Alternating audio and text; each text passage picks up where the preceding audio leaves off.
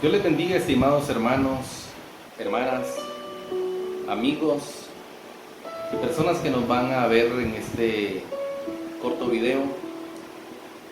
Una vez más quiero compartir con ustedes un mensaje de la palabra del Señor. Quiero ser breve, pero conciso para llegar a sus corazones y a su hogar. Estaba meditando acerca de lo que dice Romanos capítulo 3 y versículo 23. Y lo voy a leer como está escrito en la palabra. Por cuanto todos pecaron, dice Romanos 3:23, y están destituidos de la gloria de Dios. Romanos también en el capítulo 6, versículo 23 dice, porque la paga del pecado es la muerte, o es muerte, mas el regalo o la dádiva de Dios es vida eterna en Cristo Jesús, Señor nuestro. Quiero compartir brevemente con ustedes un pensamiento que venía a mi mente, y es en relación al pecado, lo que produce, las consecuencias, lo que es capaz de producir el pecado en la vida del ser humano. Y es que, haciendo un resumen de lo que es el pecado, escribí que es todo aquello que produce desobediencia a lo que está establecido por Dios. Otros teólogos dicen, en una definición más corta, que pecado es errar al blanco, fallar.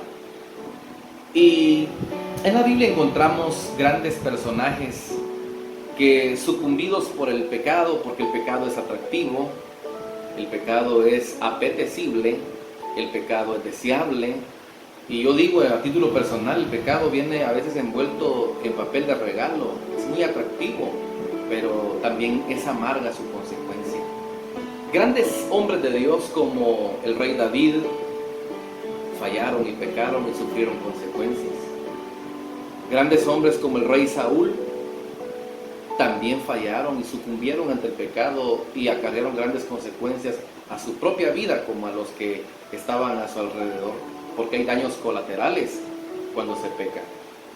Encontramos al rey Salomón, pecó también delante del Señor y tuvo consecuencias nefastas en su vida. Encontramos una típica historia que desde niños hemos leído y nos han contado, la historia de Sansón sucumbiendo ante los deseos carnales con una mujer llamada Dalila, entre otras, pero que también vemos a un Sansón sufriendo consecuencias nefastas, no solo él, sino que también su mismo pueblo, al cual Dios lo había puesto a él como un juez, como una persona defensora del pueblo de Dios. Y es que el pecado, por muy atractivo que sea, por muy deseable, por muy apetitoso, por muy bonito que parezca, el pecado siempre ha traído consecuencias y las tendrá toda la vida. Siempre hay facturas que pagar, que cobrar con relación al pecado. Entonces, a ninguno de ellos les dejó un buen sabor el pecado. Hoy estamos viviendo una época nefasta, con una crisis, una pandemia a nivel mundial, que ya mucho hemos oído, se ha comentado, se ha especulado, se habla de un nuevo orden mundial, se habla de una vacuna, se habla de que si se deja o no se deja poner la vacuna, si existe o no existe, si va a existir. Bueno, no quiero ahondar en ese detalle ni en esa cláusula. Quiero enfocarme en lo que el pecado en sí ha traído como consecuencia. Y es que hay que ser realistas. El mundo no va para cosas buenas. El planeta no va para cosas mejores. La palabra hoy más que nunca tiene un cumplimiento real, tangible.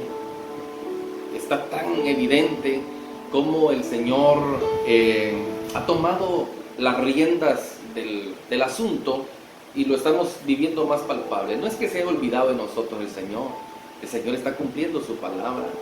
A título personal yo digo que el pecado, ya lo dije, tiene repercusiones y hoy estamos viviendo parte de esa situación. Y veamos qué es lo que produce el pecado. Yo escribí por lo menos 4 cosas.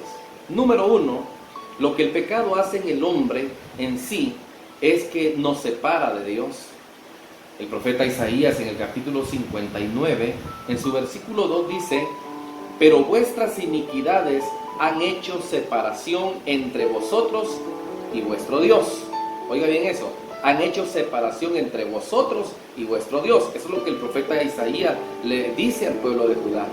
Y vuestros pecados han hecho ocultar de vosotros su rostro para no oír. Hay un porqué el distanciamiento entre Dios y el hombre. Hay un porqué el Señor ha cerrado sus oídos al pueblo de Judá, y es consecuencia de que el hombre, estando bien con Dios, se alejó, se separó. Y es que eso es lo que produce el pecado, produce un distanciamiento que no nos trae, ni nos va a traer en ningún momento ningún beneficio. Pues el pecado para eso vino, para dividir, para separar, para ocultarnos de Dios, para distanciarnos, para entretenernos. Entonces la primera consecuencia o lo que produce el pecado es la separación, y eso no conviene. El mundo hace unos días atrás, hablamos de 3 meses atrás, vivía en una situación de un libertinaje, de pecar deliberadamente, los medios de comunicación abiertamente aprobando. Vemos cómo se había levantado un grupo a favor del aborto, a favor del movimiento LGTB, a favor del pecado tan abierto, tan marcado. Yo decía a nivel personal, Dios está hastiado, Dios está realmente indignado con la raza humana por la razón de habernos separado, y eso no es conveniente para nadie. En segundo lugar, otra cuestión que produce el pecado es que atormenta al ser humano, lo atormenta. Y en el mismo profeta Isaías, en el capítulo 48, en el versículo 22, le vuelve a decir al pueblo de Judá a consecuencia de su separación con el Señor, y les dice: no hay paz para los malos, para los que se empecinan en pecar, dijo Jehová. Y eso de empecinarse es como un círculo vicioso. El hombre insiste en pecar, se acomoda a pecar, le gusta pecar, y lo hace de manera tan natural que ya no siente, su conciencia está tan cauterizada que lo hace de forma liberal, de forma nata, de forma natural, y no le repercute nada en su corazón y en su conciencia. Y Dios dice que no hay paz para los que pecan de esa manera. No hay paz para los malos, para los que se empecinan en pecar, y a sabiendas o a no sabiendas lo hacen, pero no va a haber paz. Eso trae tormento. El pecado siempre ha traído tormento. El rey Saúl en algún momento de su vida comenzó bien, pero cuando se deciden y se empecina en pecar, la Biblia dice que un espíritu inmundo o espíritus inmundos venían y le atormentaban día y noche, hasta que mandaba a llamar al rey David, en este caso aquel jovencito David todavía no coronado como rey, y llegaba y tocaba su arpa, y mientras David entonaba notas y alababa y adoraba al Señor, la Biblia dice que el espíritu inmundo dejaba en paz al rey Saúl. Y es que solo el Señor puede traer paz, solo el Espíritu Santo puede alejarnos de esa situación de tormento. Otra situación que produce el pecado es que produce también esclavitud. En Juan capítulo 8, versículo 34, la Biblia dice: Jesús le responde a los judíos y les dice: de cierto os digo, que todo aquel que practica el pecado es esclavo del pecado. La gente, sin darse cuenta, vive ahora esclavizada al pecado.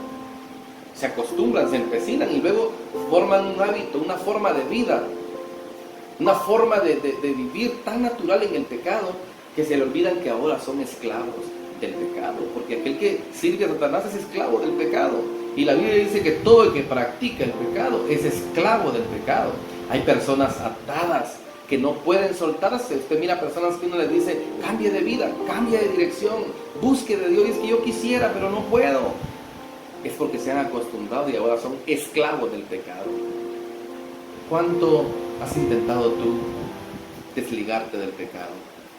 ¿O te has acomodado a vivir en el pecado? Te pregunto a ti que me estás oyendo, que me estás viendo. ¿Te consideras cerca de Dios? ¿No te consideras esclavo del pecado? ¿O pecas de una manera tan natural que te acostumbraste ya a vivir de esa manera? Hoy es tu tiempo, hoy es tu oportunidad de reaccionar, porque el pecado trae consecuencias nefastas. Y por último, ¿qué produce el pecado? Y es que el pecado impide al ser humano entrar al cielo. Le va a impedir al hombre entrar al cielo, que es la meta anhelada de todos los seres humanos. Un lugar de descanso, un lugar que Dios preparó para nosotros. Jesús mismo vino a cumplir su obra para llevarnos al cielo. Ese es el mensaje de Jesús. Ese es el mensaje del reino, llevarnos a su presencia. Entonces, dice la Biblia en lo que hemos leído que la paga del pecado es muerte, mas la dádiva de Dios, el regalo de Dios, o sea, su Hijo, es vida eterna. El pecado te trae muerte no solo física, sino también la muerte espiritual. El hombre vive muerto espiritualmente y por consecuencia también va a perder su vida física. Los resultados de vivir una vida y alejado del Señor es que hay una condenación eterna, cosa que Dios no quiere para ti ni para mí. El pecado es como un cáncer terminal que es nocivo en gran escala, pero es progresivo. Lentamente, sin que tú te des cuenta, te va matando. Y lo serio de un cáncer terminal es que no hay cura, solo un milagro. Te tengo una buena noticia. Hay cura para el pecado. Hay cura para toda enfermedad. Y su nombre es Jesús de Nazaret. Hace más de 2000 años, Él murió en la cruz del Calvario y dijo, consumado es. Por su llaga fuimos nosotros curados. La dádiva del Padre, Jesús, el Hijo de Dios. Solo debemos reconocer que somos pecadores y cambiar de dirección. Ya, pero ahora, es para hoy. Es volverse en sí, como lo hizo el hijo pródigo. Volvió en sí, dijo, ¿cuántos jornaleros en casa de mi padre tienen abundancia de pan y yo aquí perezco? Es volverse en sí, es dar media vuelta, es cambiar de dirección. Hay cura para el pecado. Y te pregunto, para finalizar, ¿qué vas a hacer con tu vida hoy? ¿Te empecinarás siempre en pecar? ¿Quieres vivir separado de Dios? ¿Quieres vivir atormentado? ¿Quieres perder la vida eterna? Tú lo decides.